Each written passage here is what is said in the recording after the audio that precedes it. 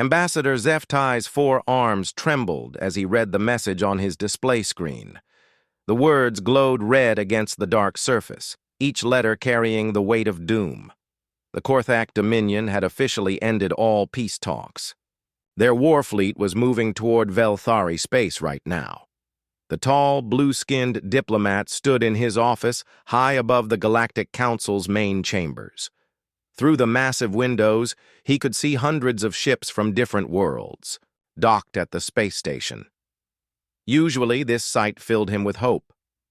Today, it only reminded him how alone his people were. His assistant, a young Velthari named Kespi, rushed into the room.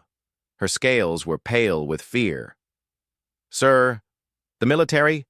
Reports are coming in. The Korthak fleet is huge. At least 200 ships, maybe more." Zeftai closed his eyes. 200 ships. His people had maybe 30 vessels that could fight, and most of those were old patrol boats. The Korthak were known across the galaxy as brutal warriors. Their ships were fast, their weapons were deadly, and they never showed mercy. "Send messages to all our allies," he ordered. "Ask for military help, emergency protocols." Kespi nodded and hurried away. Zeftai sat down heavily in his chair. The Velthari had always been peaceful traders. They made beautiful art, grew wonderful food, and built comfortable homes.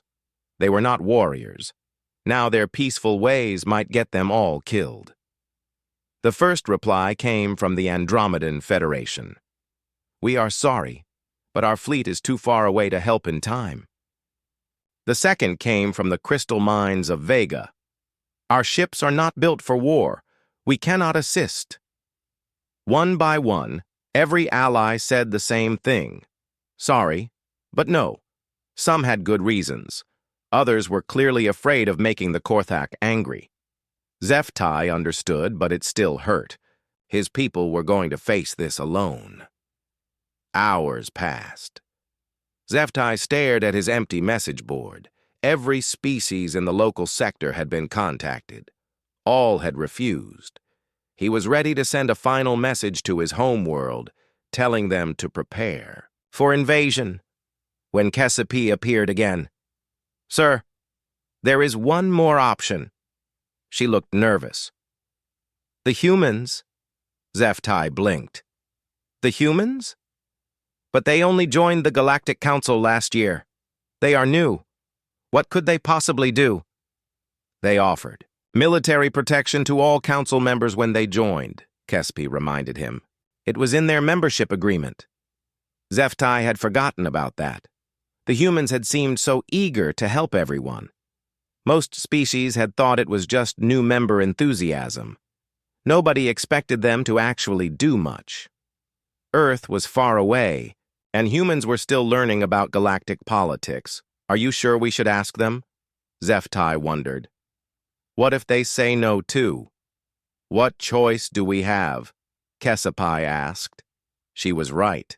Zeftai activated the communication system and sent a message to Earth's diplomatic channel. To his surprise, the reply came back in just a few minutes. A human face appeared on his screen. The man had brown skin, short dark hair, and wore a blue uniform with many badges. "Ambassador Zeftai, good to hear from you. I'm Captain Reyes of the Human Colonial Defense Force. What can we do for you?" The human seemed so cheerful and relaxed. Zeftai felt awkward explaining their terrible situation to someone who looked like he was having a nice day. "Captain Reyes, my people are facing invasion by the Korthak Dominion. We have asked all our allies for help, but none can assist us. According to your membership agreement with the Council, we are requesting military aid." Captain Reyes nodded. "Seriously? The Korthak, huh? Yes, we know about them. Nasty bunch. Don't worry, Ambassador. We'll take care of this for you." Zeftai was shocked. "You will help us?" "Of course. That's what allies do. Our battleship group is already in the nearby sector doing training exercises. They can be at your home world in 2 days. Will that work?" 2 days? Zeftai could hardly believe it. Yes, that would be wonderful. Thank you so much." "No problem at all. Tell your people not to worry. Everything will be fine." Captain Reyes smiled warmly. We'll see you soon. The communication ended. Zeftai sat back in his chair, feeling relief wash over him like cool water. They were saved. The humans were coming to help. He was about to call Kespi with the good news when he noticed something strange. The main diplomatic chamber below his office had gone completely quiet. Usually, the huge room buzzed with conversation as hundreds of aliens talked and worked. Now it was silent as a tomb. Zeftai looked down and saw dozens of diplomats from different worlds standing perfectly still. They all had the same expression on their faces: horror. He took the elevator down to the main floor. As soon as he stepped out, Ambassador Quilneth of the Zephyrian Collective grabbed his arm. The bird-like alien's feathers were standing straight up in fear. "Zeftai, please tell me you did not just contact the humans for military assistance," Quilneth whispered. "I did. They agreed to help us. Their battleships will arrive in 2 days." Zeftai was confused by his friend's reaction. "Why do you look so frightened?" Every alien in earshot turned to stare at him. Some covered their faces with their hands, tentacles, or claws. Others began making religious gestures. A few just sat down on the floor as if their legs had stopped working. "Oh no," whispered Ambassador Theclon from Rigel Prime. "Oh no! Oh no! Oh no!" "What is wrong with everyone?" Zeftai demanded. "The humans are going to help us fight the Korthak." "That's what we're afraid of," said Ambassador Vexara from the Centauri worlds. Her voice was shaking. "Zeftai, you have no idea what you have just done. I asked our allies for help. You asked the humans to send their battleships into combat," Quilneth said slowly, as if speaking to a child. "They're battleships, Zeftai. Do you understand?" "No, I do not understand." Zeftai was getting angry now. "They are just ships. What is so terrible about human ships?" The aliens all looked at each other. Nobody wanted to answer. Finally, old Ambassador Mordun from the Ancient Rings spoke up. His species was one of the oldest in the galaxy, and he had seen many wars. "Young Velthari, you have never witnessed human vessels in combat, have you?" "No." "Why does that matter?" Mordun's ancient eyes grew sad. "Then you cannot understand the magnitude of what approaches. The Korthak believe they are sailing toward a simple conquest. Instead, they fly toward something that will change their understanding of warfare forever." "But that is good," Zeftai protested. "The humans will defeat the Korthak." "Oh, yes," Mordun nodded slowly. "They will defeat them. But you do not understand how or what that means." Around the chamber, aliens were frantically sending messages to their homeworlds. Some were warning merchant ships to avoid the entire sector. Others were contacting their religious leaders to organize prayer sessions. "I still do not understand why everyone is so upset," Zeftai said. Ambassador Quilneth put a gentle wing on his shoulder. "My friend, human warships do not simply win battles. They redefine what battle means. In 2 days, when their vessels arrive in your system, everything will change, not just for the Korthak, but for everyone who witnesses what happens." "Are you saying the humans are more dangerous than the Korthak?" "No," Quilneth replied quietly. "I am saying they are more terrifying precisely because they are not dangerous at all. And that is something the Korthak will never see coming." Zeftai looked around the silent chamber one more time. Every face showed the same expression of dread mixed with pity. He was beginning to think that asking for human help might have been a bigger decision than he realized, but it was too late now. The humans were coming. In 2 days, everything would change. Ambassador Zeftai could not sleep that night. Every time he closed his eyes, he remembered the terrified faces of his fellow diplomats. They acted like he had summoned some terrible monster instead of helpful allies. The next morning, he decided to find out why everyone was so afraid. He went to the Council's Information Center and asked for records about human military encounters. What he found made him wish he had never asked for their help. The first report was from 6 months ago. A human cargo ship called Peaceful Trader had been carrying medical supplies to a colony world. 3 Korthak destroyers found it and demanded surrender. The ships were big, mean-looking vessels with heavy weapons. The human ship looked like a flying box compared to them. The Korthak captain had sent a message: "Surrender your cargo and prepare to be boarded, or we will destroy you." The human captain, a woman named Sarah Martinez, had replied, "Sorry, but I can't do that. These medicines are needed at the colony. People will die without them." "Then you will die instead," the Korthak commander had snarled. "I really don't think so," Captain Martinez had said politely. What happened next made no sense to anyone watching. The human cargo ship had not fired a single weapon. Instead, it did something that ship designers said was impossible. It wrapped all 3 Korthak destroyers in some kind of energy field that shut down every system on their ships. Engines, weapons, life support, communications, everything stopped working. But the crews were perfectly safe. The energy field actually provided better life support than their own ships. The Korthak warriors found themselves floating helplessly in space, unable to move or fight, but completely unharmed. Captain Martinez had sent them another message. "I've disabled your ships temporarily. The effects will wear off in about 6 hours. I suggest you use that time to think about whether piracy is really the career path you want to pursue. Have a nice day." The Peaceful Trader had then continued to the colony as if nothing had happened. The Korthak destroyers drifted in space for 6 hours, exactly as promised. When their systems came back online, they fled without saying another word. Zeftai read the report 3 times. A cargo ship had defeated 3 military destroyers without firing a shot. The human captain had been polite about it. She even wished them a nice day. The second report was even stranger. Pirates had attacked a convoy of civilian ships near the Vegan system. A human vessel called Scientific Endeavor happened to be nearby studying space rocks. When they heard the distress calls, they came to help. The pirate fleet had 12 ships. The human ship was alone and listed as a research vessel in the records. The pirate leader had laughed when he saw it coming. "One little science ship? This will be easy." The human captain, Dr. James Park, had sent a very apologetic message. "Hello there.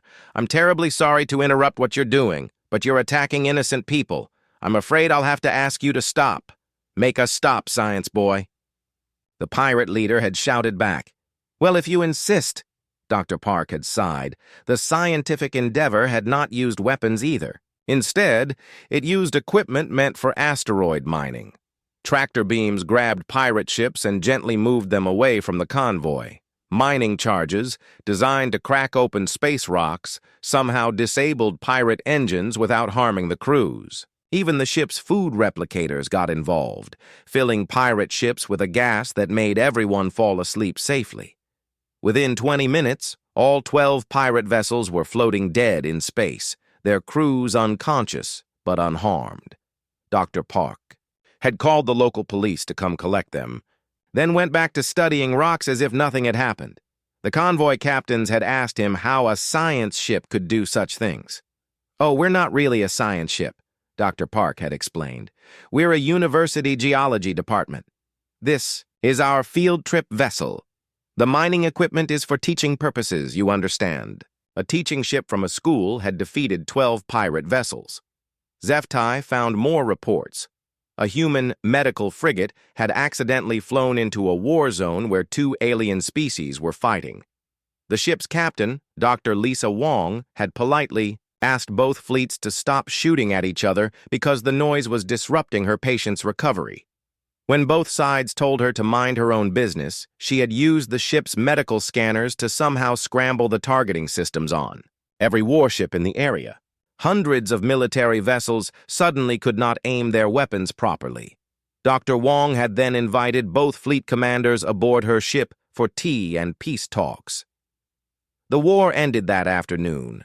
Another report described a human agricultural transport that stopped a planetary invasion by using farming equipment. Apparently, machines designed to plant crops could also plant tracking devices on enemy ships. Tools meant to spread fertilizer could spread a harmless chemical that made all the invaders' equipment stop working. The invasion force had surrendered after their fleet commander found his flagship's bridge full of earth flowers.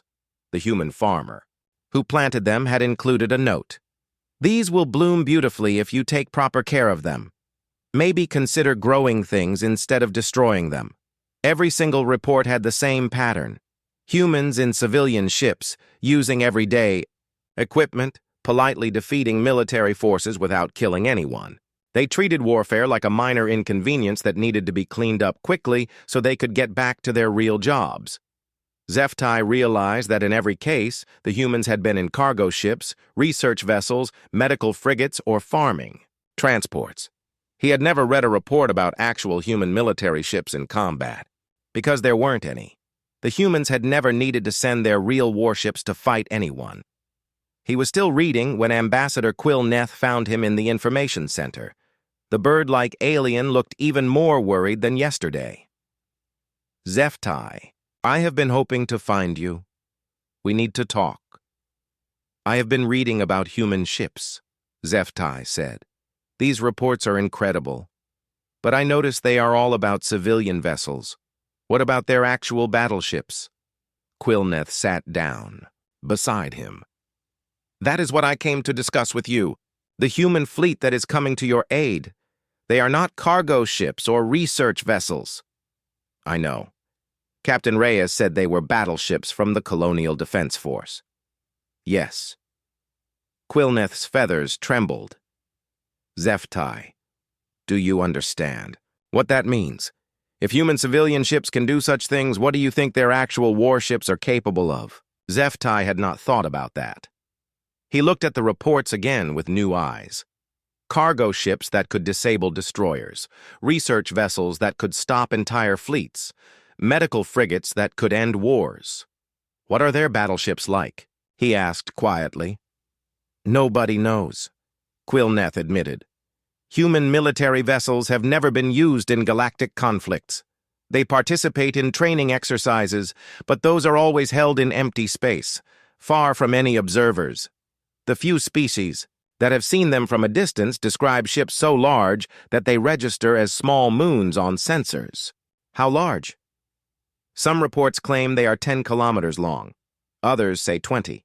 The largest estimate I have heard was 50 kilometers. HFY's blood went cold. 50 kilometers? That is not a ship. That is a flying city. Yes, and tomorrow, several of these flying cities will arrive in your star system to engage the Korthak fleet in combat." They sat in silence for a moment. HFY thought about the reports he had read. Human civilians had treated hardened warriors like misbehaving children. They had ended conflicts with farming tools and mining equipment. They had stopped wars by planting flowers.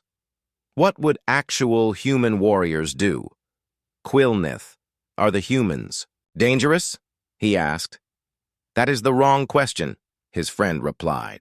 "The humans are the most powerful species in the galaxy, but they are not dangerous in the way you mean. They do not conquer or destroy or kill. That is what makes them so terrifying." "I do not understand." "The Korthak understand violence. They respect strength and fear death. They know how to fight enemies who want to hurt them. But the humans?" Quilneth shook his head sadly.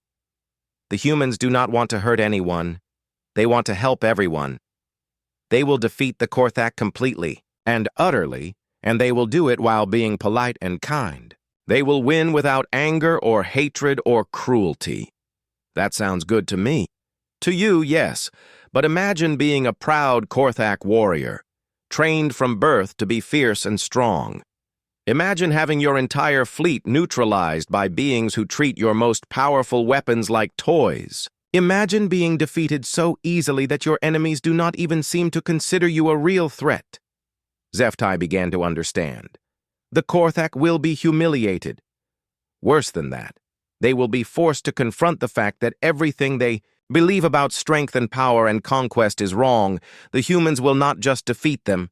They will prove that the Korthak way of life is meaningless. What will happen to them? Some will refuse to accept it.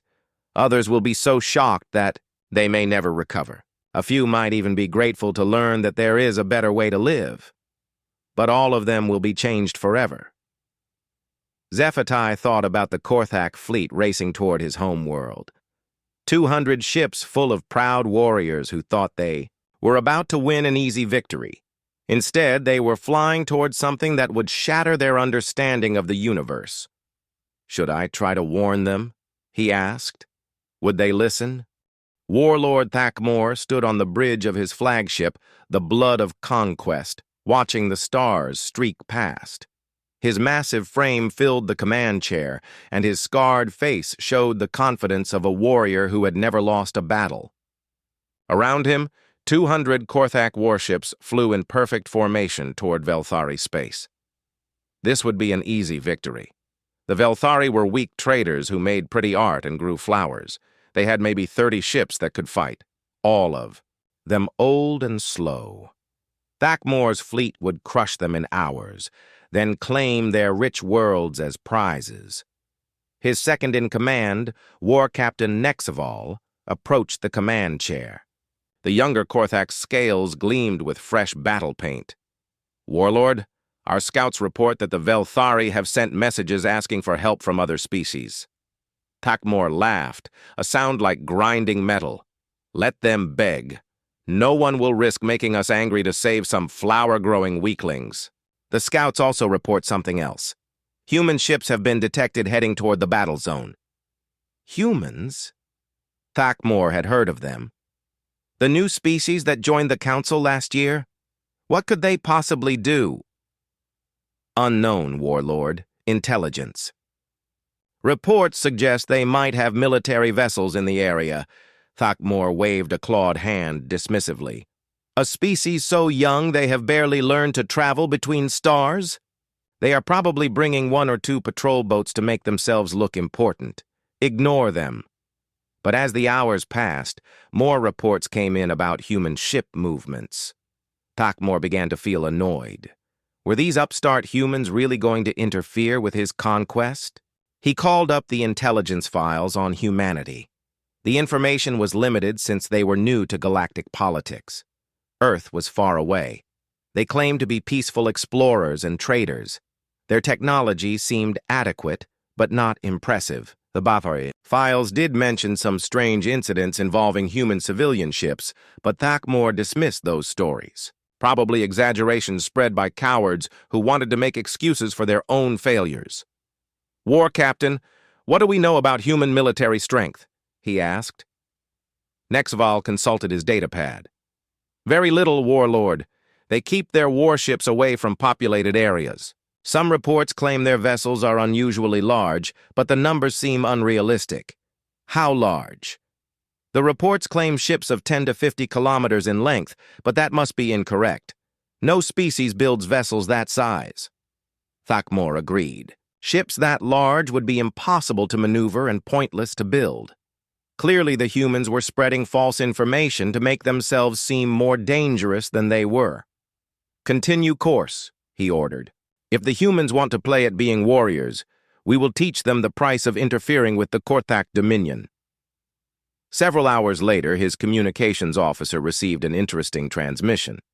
She was a young female named Sektara, new to warfare but eager to prove herself. Warlord, I am picking up human radio chatter. They seem to be talking on open channels.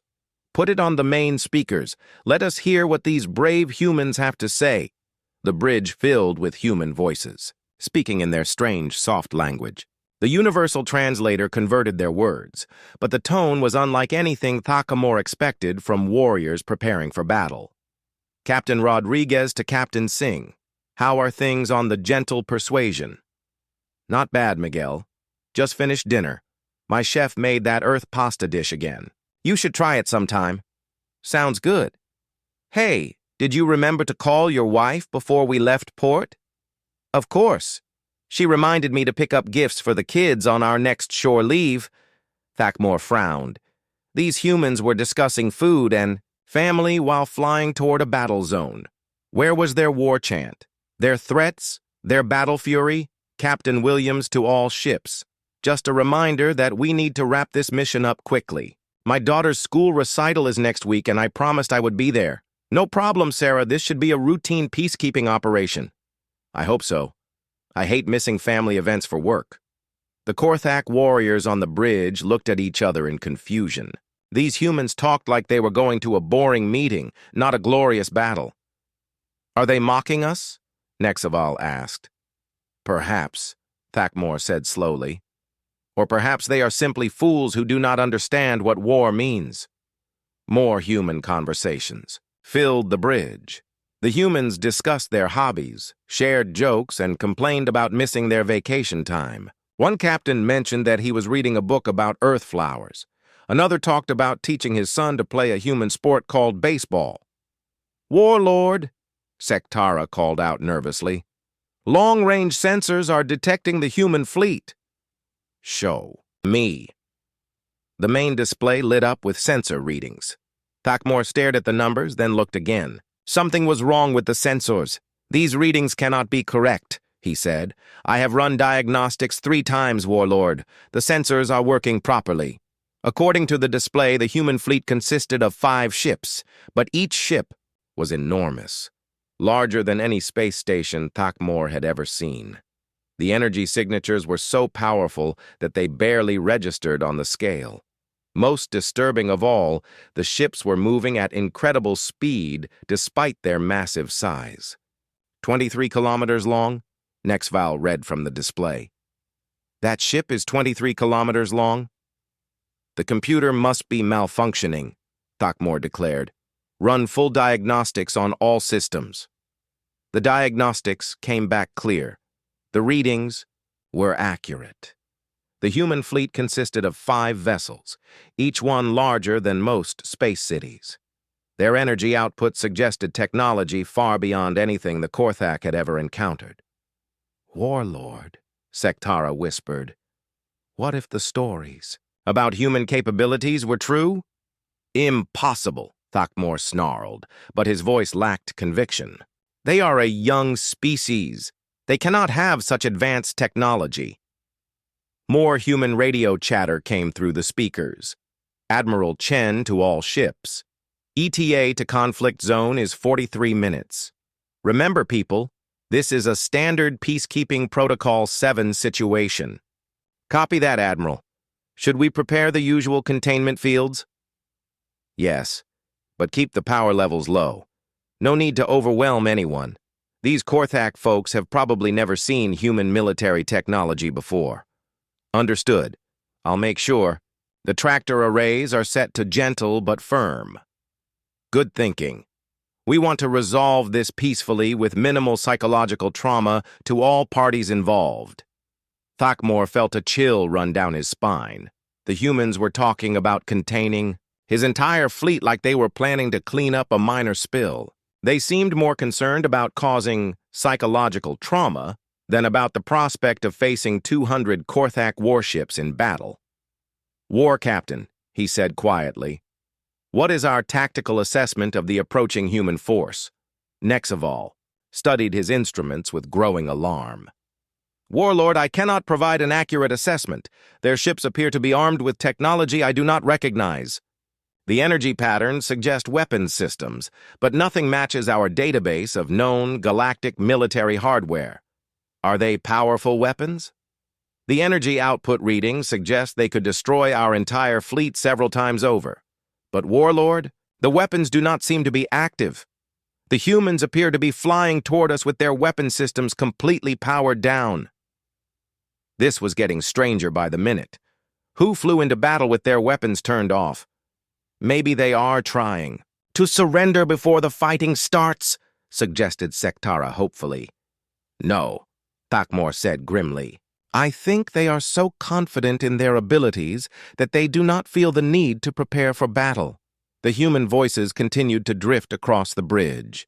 They were discussing Earth weather, sharing recipes, and making plans for their next leave. One captain mentioned that his garden was growing well. Another talked about teaching his granddaughter to swim. These were not the voices of warriors. They were the voices of ordinary people who happened to command vessels capable of destroying planets. "Warlord," Nexaval said carefully, "perhaps we should consider strategic withdrawal. We could claim we were merely testing Velthari defenses, not actually planning to invade." Takmor wanted to agree. Every instinct told him that approaching these humans was a terrible mistake. But he was the leader of the Korthak Dominion. He had built his reputation on fearlessness and strength. If he retreated from 5 human ships, he would lose the respect of his warriors and the fear of his enemies. "We continue," he ordered. "The Korthak do not run from battle." "But Warlord, we continue." The fleet pressed on toward Velthari space. On the radio, the humans kept talking about mundane things. One captain was worried about his son's grades. Another was planning his wife's surprise birthday party.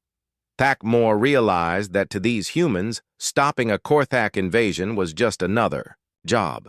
They were not excited or nervous or angry. They were just going to work, looking forward to finishing up and going home to their families. That was when he truly understood how much trouble his fleet was in.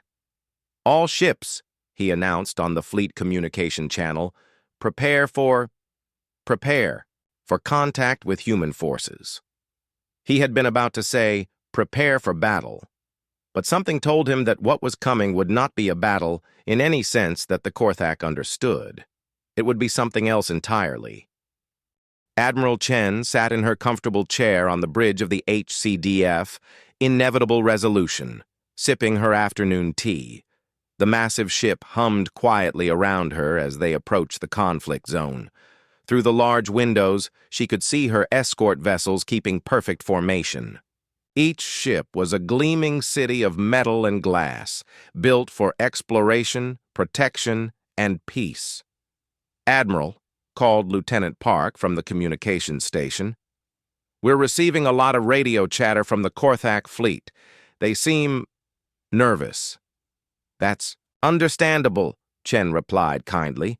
"First contact with human military vessels can be overwhelming. Make sure our translators are working properly. We want to avoid any misunderstandings." "Yes, ma'am. Also, the Velthari government is asking for an update on our arrival time. Tell them we'll be there in 15 minutes, and assure them that everything will be resolved peacefully." Chen looked at the tactical display showing both fleets. The Korthak had 200 ships arranged in an aggressive attack formation. They were heading straight for the Velthari homeworld like a spear of destruction. "Commander Torres," she called to her tactical officer, "what's your assessment of the Korthak fleet?" Commander Torres studied his screens. "Standard Korthak military vessels, Admiral. About 200 ships total. Their weapons are typical for their technology level. Plasma cannons, kinetic missiles, some kind of energy beam system. Nothing we haven't seen before. Any immediate threats to civilian populations? If they reach the Velthari homeworld, they could cause significant casualties. The Velthari defensive fleet is too small to stop them." Chen nodded. This was exactly the kind of situation the Colonial Defense Force was designed to handle. Aggressive forces threatening peaceful civilians. It happened more often than she liked, but the solution was always the same. "Open a channel to all ships in the area," she ordered. "Let's see if we can resolve this without any unpleasantness." The communication officer worked his controls. "Channel open, Admiral. Broadcasting to both fleets." Chen spoke in her warmest, most professional voice. "Good afternoon, everyone. This is Admiral Chen of the Human Colonial Defense Force aboard the Inevitable Resolution. We're here to help resolve the current situation peacefully." She paused to let the translators work, then continued. "To the Korthak fleet, you are currently in violation of Galactic Compact Article 15 regarding unprovoked aggression against Council member species. We understand that conflicts arise, and we're here to help find a solution that works for everyone. If you would kindly withdraw your forces, we can arrange proper diplomatic talks to address your concerns." The bridge waited quietly for a response. Chen hoped the Korthak would be reasonable. Most species were once they understood that humans were there to help rather than fight. The reply came from a harsh, angry voice speaking accented galactic standard. Human vessel, you will not interfere with Korthak operations. We claim this territory by right of conquest. Withdraw immediately or face the consequences. Chen sighed. Oh dear, that's unfortunate. She looked around her bridge at the calm, professional faces of her crew. Well, we tried the easy way. All ships please implement Standard Peacekeeping Protocol 7. Aye, Admiral, came the responses from her 5 ship captains. Chen opened a channel to the Korthak fleet commander. Sir, I'm very sorry, but we cannot allow you to attack civilian populations. We're going to have to ask you to stop what you're doing. Make us stop, humans. The Korthak leader snarled. If you insist, Chen replied sadly. What happened next would be studied by military strategists for decades to come, though most would never truly understand it. The human ships did not fire weapons because they did not need weapons. Instead, they used tools designed for peaceful purposes that happened to be incredibly effective at stopping violence. The inevitable resolution extended what humans called a protection field, technology originally designed to shield colonies from asteroid impacts. The field expanded outward like a gentle bubble, engulfing the nearest Korthak ships. The vessels found themselves suddenly unable to move or fire their weapons, held in place by forces they could not understand or resist. The HCDF Gentle Persuasion activated its tractor arrays, systems designed for moving space debris and helping damaged ships. The arrays reached out with invisible hands and carefully, gently lifted Korthak vessels out of their attack formation. The ships were moved to what the humans called time-out positions, safe distances where they could not threaten anyone. Captain Rodriguez aboard the peaceful harbor used his ship's communication dampers, technology meant to prevent radio interference during scientific research. Applied to Korthak ships, the dampers politely disconnected their weapon systems from their power sources.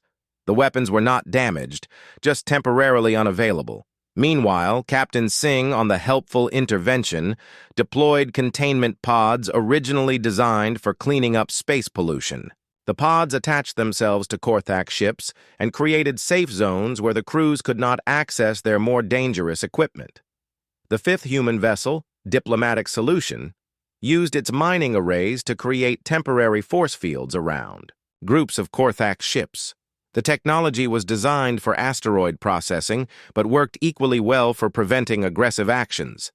In less than 10 minutes, the entire Korthak fleet was effectively neutralized. Not a single shot had been fired. Not one Korthak warrior had been harmed. The humans had simply reached out with technologies designed for construction, research, and protection, and used them to make violence impossible. The Korthak crews found themselves floating helplessly in space, completely safe but utterly unable to fight. Their ship's life support systems actually worked better than before, enhanced by human technology that was programmed to preserve life above all else. Admiral Chen opened another channel to the Korthak commander. There we go. Now we can have a proper conversation without anyone getting hurt. Sir, what exactly did you hope to accomplish by attacking the Velthari? The response was a stream of angry words in the Korthak language that the translators refused to convert. I understand you're upset, Chen said patiently. But there's no need for harsh language. Let's talk about this like civilized beings. Captain Williams joined the conversation from her ship. Admiral, I'm reading elevated stress levels from several Korthak vessels. Should we activate the calming fields? Good idea, Sarah, but keep them at minimal power. We don't want to overwhelm anyone. The human ships began broadcasting what they called calming fields, a side effect of their medical scanners that had been found to reduce aggressive behavior in most species. The fields did not control minds or change thoughts, but they did help reduce panic and anger, making rational conversation more likely. Commander Torres studied his tactical displays with professional interest. Admiral, the Korthak appear to be attempting to restart their weapon systems. Any success? None whatsoever. Their technology is approximately 200 years behind our defensive systems. Chen nodded. This was always the awkward part. Species that tried to fight humans quickly discovered that their weapons were like stone tools compared to human technology. It was not that humans built superior weapons. They simply built superior everything, and some of that everything happened to be very good at stopping violence. Let's try to help them understand the situation, she said. Open a channel to all Korthak ships. When the channel was active, Chen spoke in her kindest voice. Korthak warriors. I know this must be confusing and frustrating. You came here expecting a battle, but instead you've encountered something your military training didn't prepare you for. We're not your enemies. We're peacekeepers. Our job is to protect innocent beings and prevent unnecessary violence. She paused, then continued. Your ships are currently being held by defensive systems that cannot be overcome by force. The more you struggle against them, the more secure they become. However, they will release you immediately if you agree to withdraw peacefully and engage in proper diplomatic talks. One of the Korthak captains managed to get a communication through. What are you? What kind of weapons are these? They're not weapons, Captain Rodriguez explained cheerfully. We're using construction equipment, scientific instruments, and safety systems. Humans don't actually build weapons of war. We build tools for peace that happen to be very effective at stopping aggression. Impossible. No species could be so powerful without conquest and warfare. Actually, Admiral Chen said, we've found that the best way to become powerful is to focus on protecting and nurturing life rather than destroying it. Violence is terribly inefficient. It wastes resources and talent that could be used for better purposes. The human crews continued their work with the casual efficiency of people doing routine maintenance. They monitored Korthak life support systems, ensured all crews were safe and comfortable, and began preparing documentation for the diplomatic resolution that would follow. On the Korthak flagship, Warlord Thakmor stared at his useless control panels and tried to process what had happened. His mighty fleet, the terror of 3 sectors, had been defeated by beings who treated warfare like a household chore that needed to be finished quickly so they could return to more important activities. 3 hours later, Warlord Thakmor sat in the most comfortable chair he had ever experienced, sipping something called chamomile tea in Admiral Chen's personal dining room. The massive chamber had windows that showed the stars and decorations. That looked like earth plants. Soft music played in the background. He felt like he was visiting his grandmother's house, not negotiating with the being who had just defeated his entire fleet. Admiral Chen sat across from him, along with Ambassador Zeftai and a Velthari trade representative. She had invited them all for what she called peace talks, but it felt more like a friendly dinner party. More tea, Warlord? Chen asked politely. Thakmor nodded. The strange earth beverage was actually quite pleasant, and it helped calm his nerves. Around them, human crew members went about their duties with quiet efficiency. Some were tending to what looked like a garden growing inside the ship. Others were reading books or playing gentle music. I do not understand, Thakmor said finally. How can your people be so powerful?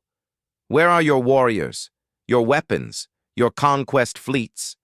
Chen smiled warmly. We don't have conquest fleets, Warlord. We have exploration vessels, research ships, colony builders, and peacekeeping forces. As for warriors, she gestured around the room. Everyone you see is technically a warrior. They're all members of the Colonial Defense Force. Thakmor looked at the humans again. A woman was watering plants while humming a tune. A man was reading what appeared to be poetry. Another was showing pictures of his children to a colleague. These are warriors? The finest in the galaxy, Chen said proudly. Dr. Martinez over there has a doctorate in xenobiology and 3 medals for peaceful conflict resolution. Lieutenant Park is a concert pianist who also happens to be an expert in defensive systems. Commander Torres has written several books on interspecies communication, but they are so gentle. Of course they are. That's what makes them effective. Truly strong people don't need to be cruel or aggressive. They can afford to be kind. Thakmor struggled to understand. In Korthak culture, strength meant the ability to destroy enemies and take their resources. Weakness was showing mercy or caring about others. Everything the humans did went against what he had been taught since childhood. Your ships, he said, they are so large, so powerful, but you use them for peace? Our ships are mobile cities, Chen explained. The inevitable resolution houses 50,000 people.